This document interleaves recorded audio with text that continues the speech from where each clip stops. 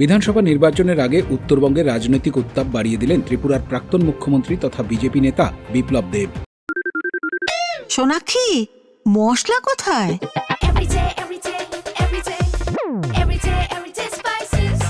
Everyday মশলা, দেশের স্বাদ। মঙ্গলবার বিকেলে ফালাকাটার 3 মাইল এলাকায় বিজেপির পরিবর্তন সভায় যোগ দিয়ে তিনি তীব্র ভাষায় আক্রমণ শানান তৃণমূলকে।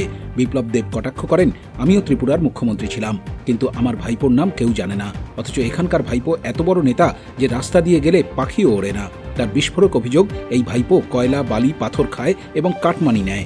নিয়োগ দুর্নীতি নিয়েও মমতা বন্দ্যোপাধ্যায়কে বিত্তে ছাড়েননি তিনি।